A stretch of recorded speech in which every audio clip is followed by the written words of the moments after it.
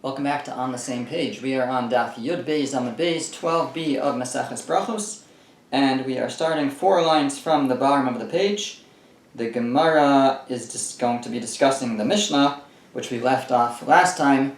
The Mishnah brings a machlokus, a dispute, which we are familiar with from the Pesach Haggadah, this Mishnah, that Ben Zoma holds that there is a mitzvah to mention Yetzias Mitzrayim both in the day and in the night, and he learned it from Kol Yemei Chayecha, all the days of your life. What is all coming to add? It's to add that it's not just in the daytime, but it's each nighttime there's a mitzvah to mention the Exodus. And the Chachamim said, no, that if it had just said Yemei Chayecha, the days of your life, that would mean that it's true only in our time. Kol Yemei Chayecha, all the days of your life, teaches you that even in the days of Mashiach, it is still in effect. That's where it's coming to add, but there's no obligation to mention the Exodus at night. So the Gemara continues this discussion. It says, Tanya, we learn in a brisa. Amar lahem Ben Zoma lechachamim. Ben Zoma said to the Chachamim, V'chi mazkirin Yetzias Mitzrayim l'mos Mashiach. Are we really going to mention the Exodus in the days of Mashiach, like you're saying? V'alo kvar nemar, but doesn't the pasuk say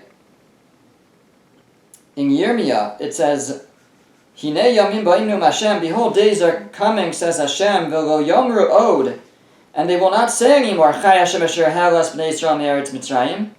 They're not going to say, long live Hashem who brought b'nei Yisrael up from the land of Egypt. Ki'im, rather, this is the pasuk. The pasuk says, rather, they're going to say, Chai Hashem asher hala v'asher hevi es zera beis Yisrael me'eretz Tzafona mikol ha'aretz asher yidachtim sham. But rather, they're going to say, long live Hashem, who brought up and brought the seed of the house of Israel from northern lands and from all the lands that he scattered them to. In other words, says Ben Zoma to the Chacham, there's a pasuk in Yirmiyah that says that after we're redeemed, we're not going to thank Hashem for taking us out of Egypt, we're going to thank Hashem for the latest redemption. So why would there be an obligation to mention the Exodus in the times of Mashiach? We're not going to be thanking Hashem for that Exodus anymore, but rather the new Exodus from our exile. So, what was their response? Amru lo, they said back to him, Lo shetei akar yitzias Mitzrayim mikoma. It's not saying that, the pasuk didn't mean to say that we won't remember Egypt at all, the Exodus from Egypt at all. Rather,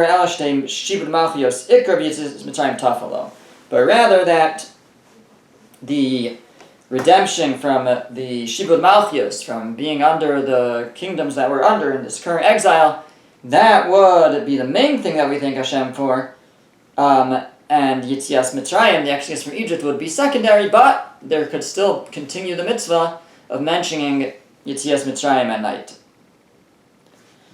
Kayotzebo, a similar thing where we say that one thing doesn't completely supplant another, but rather it becomes primary, but we maintain the second thing still, like we just said, the Exodus, the redemption from our current exile, that will be the main thing in the days of Mashiach, but we will still maintain, and that won't completely supplant our acknowledgement of the Exodus from Egypt.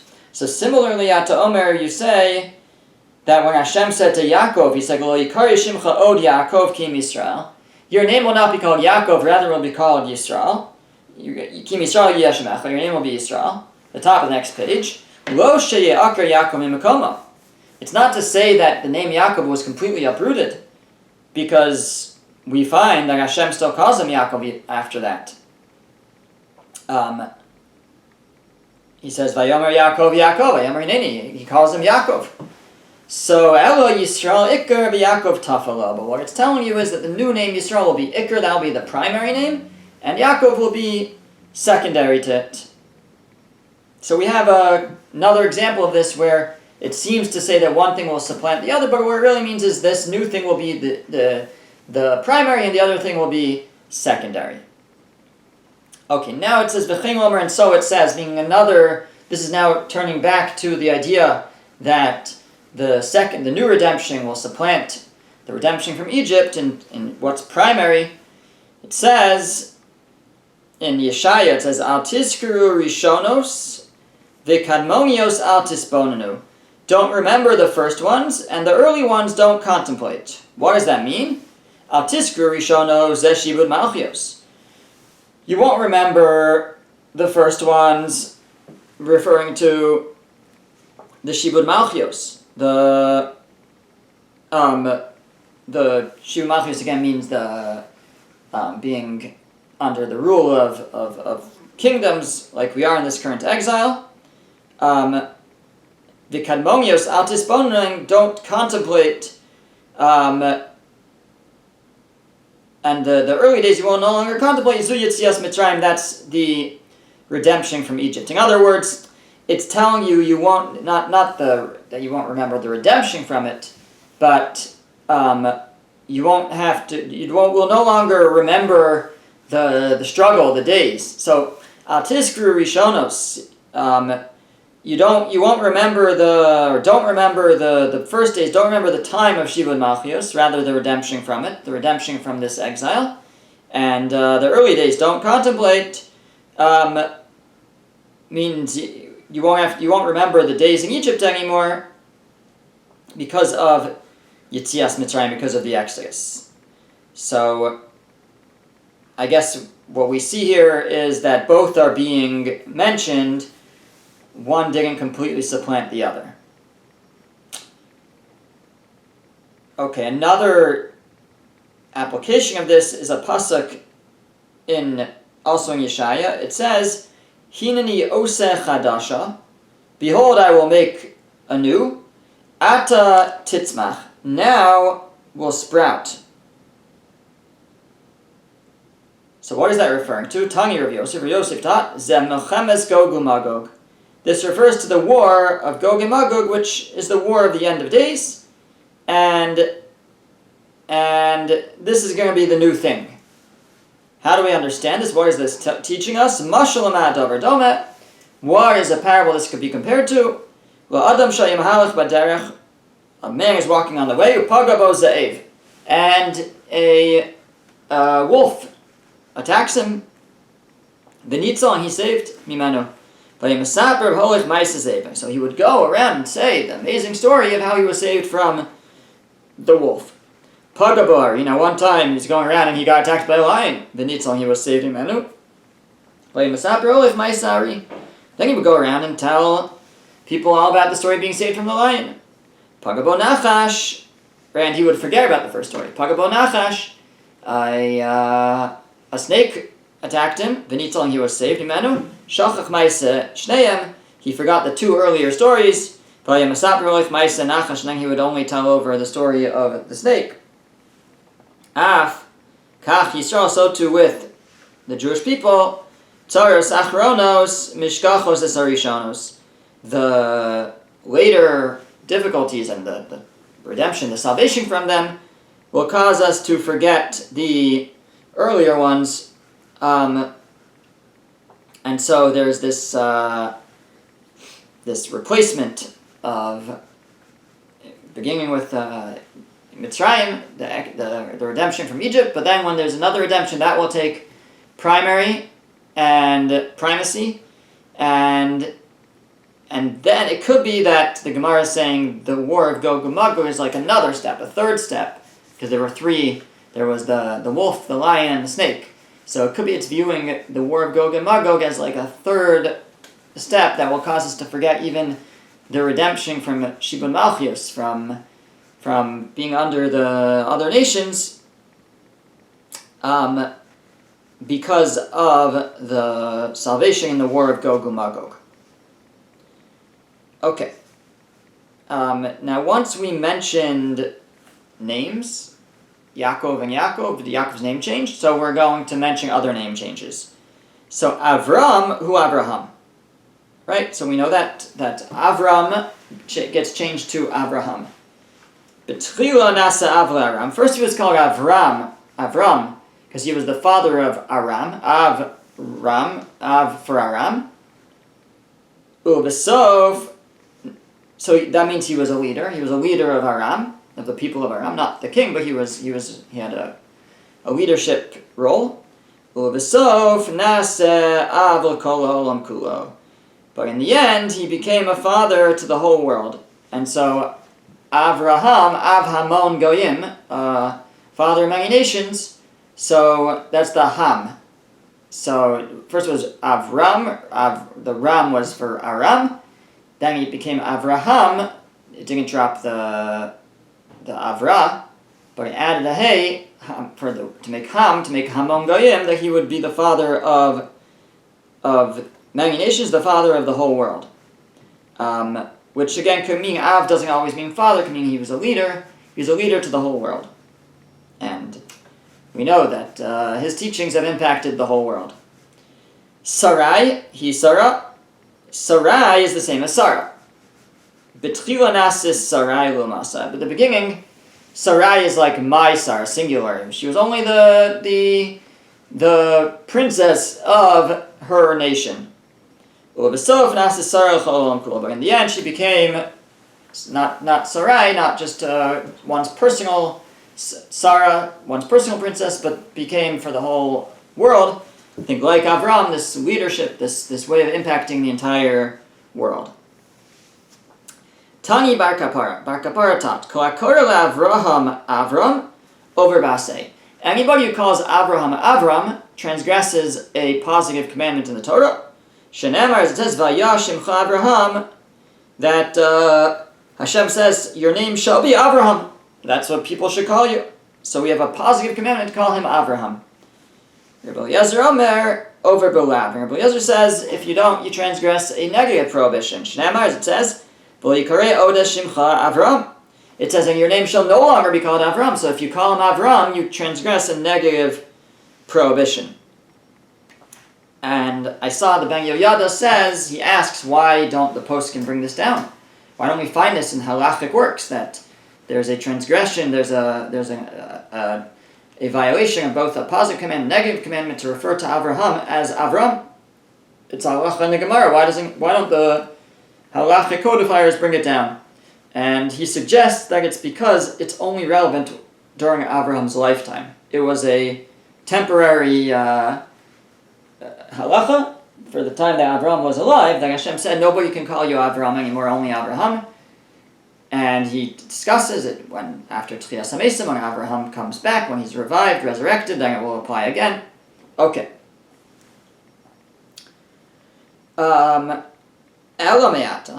So if that's true, that there's a transgression for Avraham, to call him Avraham, well, why are you only mentioning that? That should be true for Sarah also. Hakarla Sarah Sarai, if you call Sarah Sarai, her old name, Hachanami, that there too you should transgress a negative prohibition. Why? Because it says she should no longer be called Sarai, rather Sarah. So it's negative prohibition. So it says the Gemara, no. Hasam kuchabrichu amar Avraham. There, Hashem was only specifically speaking to Avraham, and he said to him, Sarai ishtecha lo sikareh shema Sarai ki Sarah shema. That your wife Sarai, you should not call her Sarai anymore, because her name is Sarah. And he was speaking to Avraham, and it was specific to Avraham, that he had that prohibition. The prohibition of calling Avraham Avram, Hashem was also speaking to Avraham, but he was telling him that you shall not be called. That applied to everybody. But when talking about Sarai, he was speaking to Avram. You should not call her Sarai, rather Sarah, and therefore for others it's not a violation.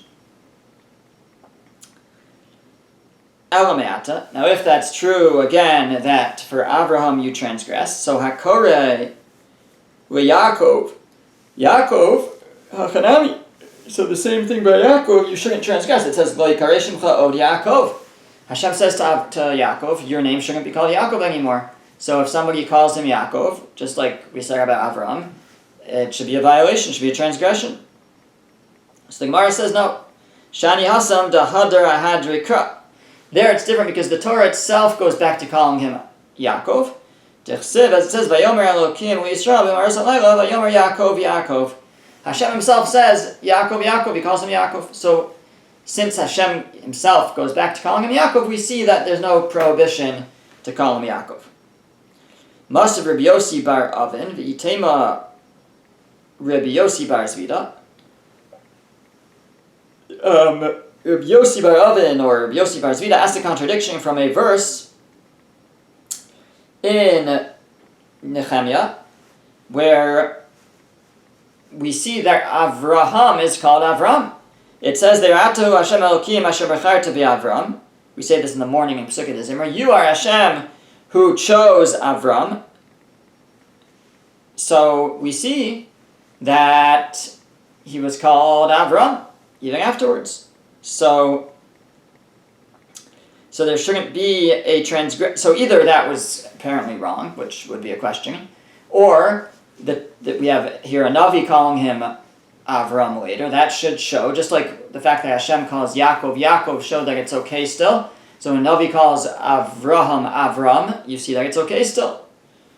To which the Gemara says, Amarei. So he responded back,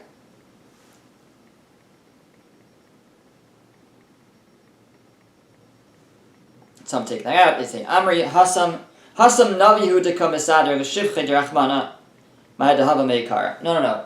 There, when he says, you are Hashem who chose Avram, he's praising Hashem for what happened historically. And indeed, when Hashem chose Avram, he was Avram. So there's nothing wrong with saying, it's like saying that at the time Hashem chose him, he was Avram. But he's not calling him that. And in fact, he then says, if you go on in those psukim, it says, V'samta Shemo Avraham, you make his name Avraham. So this is just the history, and he's describing Hashem's praise, and that's why it's okay to call him Avram over there, as opposed to someone else would not be able to call him Avram. I'm just thinking now, based on that, I'm sure he addresses this, but based on the Ben Yoyada that I mentioned before, that the prohibition was only when Avraham was there, so that doesn't seem to fit with this question of the Gemara, because the question is asking from Nehemiah when certainly Avraham wasn't there, and yet he assumes that there would be a prohibition to call him Avram even in that time. Okay, so that leaves us with a bit of a question on the Ben Yoyada, who said the reason why the poskim don't bring it down is because it's not relevant nowadays. So then why was it relevant in the days of Nehemiah? Okay. Hadron alach me'emasai, we will return to you. Parak me'emasai, Mazel Tov, I'm finishing the first parak, the first chapter of Maseches Brachos. And now let's begin the next chapter. Haya kore batorah v'giya zman hamikra. A person was reading from the Torah, and he was up to Shema. He was reading from the Torah, not necessarily learning. He was reading, he was learning. He was learning Torah, and he happened to be learning through Chumash, Parshas Va'aschanan, and it was time for Shema, and he was also saying Shema. So im kiven libo yatsa. As long as he has kavana, then he is yotze. He fulfills his obligation. The question is going to be kavana for what? Kavana to do the mitzvah, kavana for the words. The Gemara will address that. Okay, so that's halacha number 1 of the Mishnah. That if you're reading from the Torah, and it's time for Shema, as long as you have kavana, you're yotze. Okay, now we shift to a discussion about interrupting in the middle of Shachris, the middle of the Brachos of Shema, or during Shema, to greet someone, etc. So the Mishnah says, Biprakim, in the breaks in the chapters, Shal mipnei hakavod, and the Mishnah will actually explain when this is. What is Biprakim? So in Prakim, which means the breaks in the chapters, Shal mipnei hakavod, umeshiv. So if there's somebody who needs or is deserving of great honor, then you're allowed to ask them, to greet them basically, even though you're in the middle of Shachris. If you're between Prakim, you're between these sections, then it's appropriate and permitted to greet someone and to respond to someone who greets you, for sure. If you can greet someone, then surely you can respond to someone. So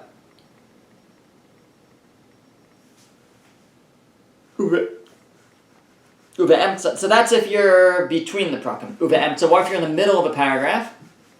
Shol b'nei hayira umeshiv. You can ask somebody, you can greet somebody if you're afraid of them. Rashi says if you think they might kill you if you don't. So it's the king, he has to be given the due respect. So you can ask, you can greet out of fear. Umeshiv, and you can respond to somebody who greets you. Divrei Rabbi Meir, that's the opinion of Rabbi Meir. So again, the opinion of Rabbi Meir is that between paragraphs, you can greet someone just for the purposes of honoring them. And you can respond to somebody. And in the middle of paragraphs, be'emtza, then you can only greet someone out of fear, and you can also respond to them. It sounds like maybe in general you can respond to them even if it's not out of fear. That's what it sounds like, at least.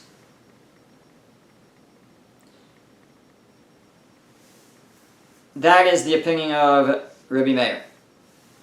Rabbi Yehuda says, be'emtza sholem b'nei hayira. That if you're in the middle of a paragraph, so he agrees you could be shoel mipnei hayira, you can greet somebody out of fear, umeshiv mipnei hakavod, and you can respond out of honor for someone. It sounds like not just in general, but out of honor you can respond.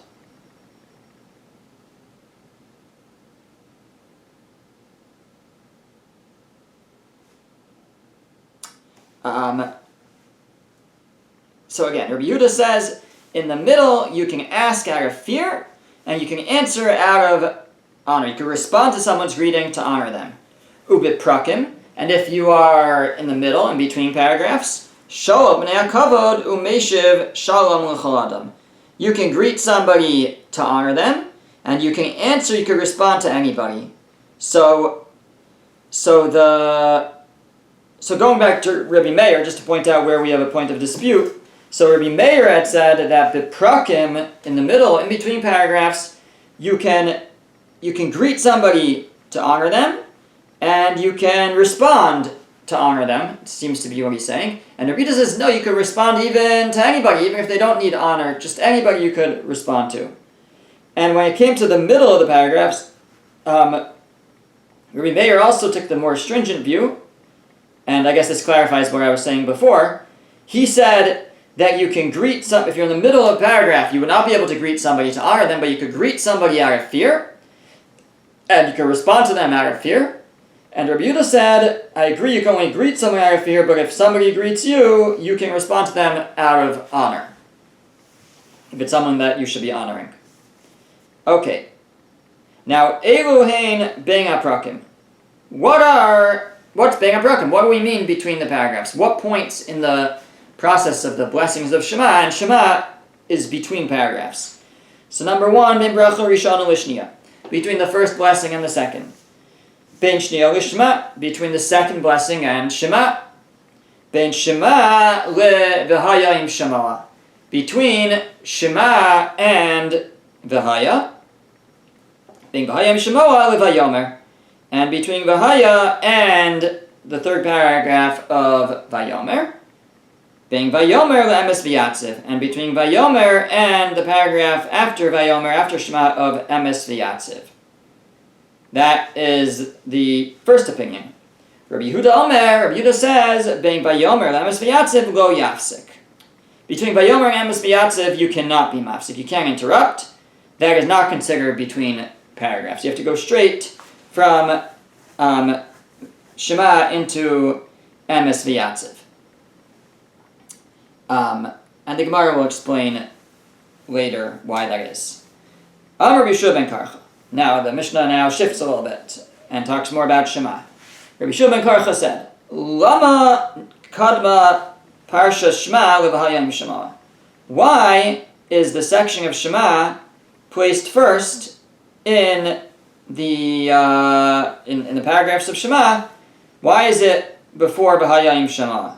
Now, it happens to be in the Torah, it does come before it. Shema is in V'aschanan and B'haya is in Ekev.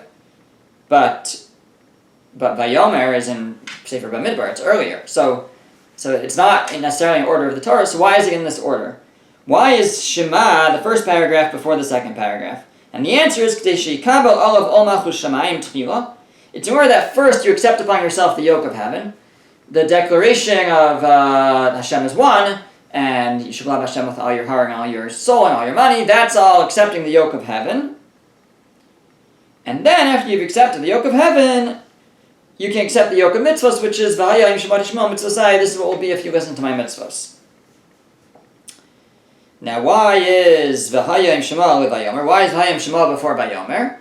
There we said it's out of order the way it appears in the Torah. Vayomer is in Parshas Shlach, it's in Bamidbar. Shev'hayayim Shema Noeg Bein Vayomer Balayla. The reason is because V'hayayim Shema is relevant both in the daytime and in the nighttime. Right? The mitzvahs apply anytime, especially learning Torah. You should teach them to your children. Vayomer but Vayomer is only relevant in the daytime because it's primarily about tzitzis, and tzitzis, according to this, is primarily a daytime mitzvah. It's a bit of a debate, but this Mishnah assumes that it's a daytime mitzvah, and if tzitzis is a daytime mitzvah, then it's less common, and therefore it comes last in the order. Okay. Now, the first thing the Mishnah had said, was that if you're reading from the Torah and it's time for Shema, if you have kavana, you're yotzei. Says the Gemara, Shema mina mitzvos tzrichos kavana. You should be able to learn from this Mishnah that mitzvos require kavana, because we say if you have kavana, then you're yotzei. And this is really a dispute in Mesachos Rosh Hashanah, if mitzvos require kavana or not. Can you fulfill mitzvah without having kavana that you're doing a mitzvah? You just do it without, you blow shofar for music on Rosh Hashanah, but you blew shofar, so ki b'yotzei. So that's a machlokus if mitzvahs require kavana that you're doing a mitzvah. So we should learn from here that they do, because it says if you're reading Shema and you have intent, you have kavana, then you're yotzei. It sounds like if you don't have kavana, you're not yotzei. Mitzvahs require kavana. So the Gemara says, no, you can't prove anything. Mayim kiven libo likros. What it means is if you have kavana, means if you have kavana to read it. Now, what does that mean? Ask the Gemara. Likros v'akakari. What do you mean you're reading it? What do you mean to have kavana to read it? Says the Gemara, Bekore lehagia. We're talking about where you are reading it to edit it. So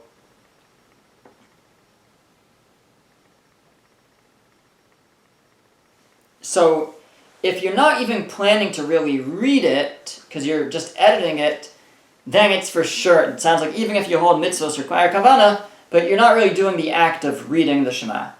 Sorry, even if you hold that mitzvos don't require kavana, but you're not really doing the act of reading the Shema if you're just like editing and you're kind of saying the words as you edit, but that for sure won't work. What would work is if you're reading it to learn Torah, even if you don't have intent for the mitzvah of Shema, it's possible if you hold mitzvahs ain't tzrichos kavana, mitzvahs don't require kavana, it could work. And that could be what it means in the Mishnah. So there's no proof from the Mishnah.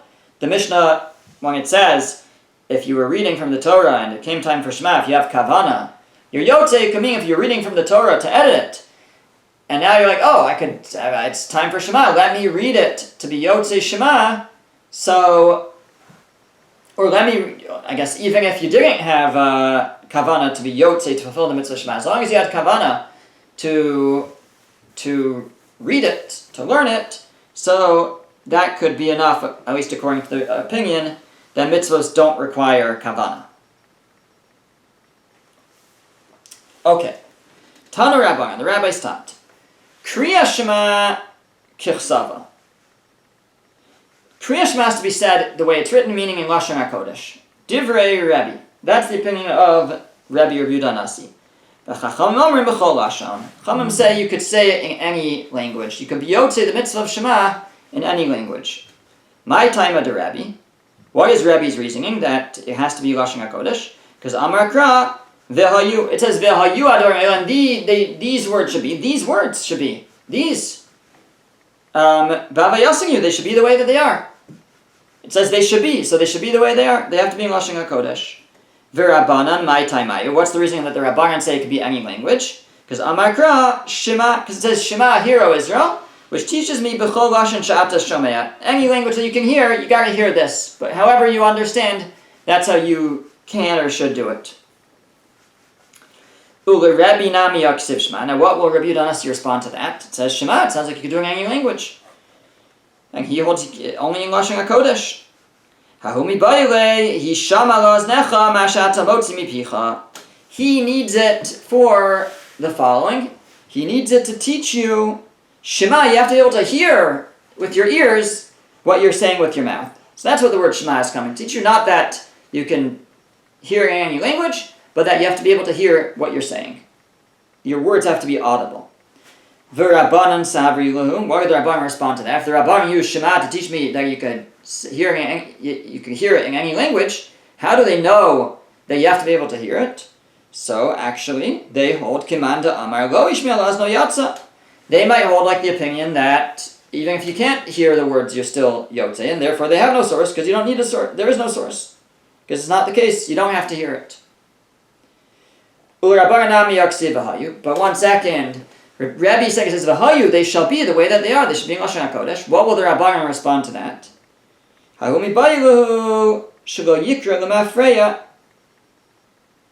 What that teaches you is that you can't read it out of order. You can't read the words out of order. V'hayu, they have to be the way that they are, in order. But they could be in any language. That's what the Chacham will tell you.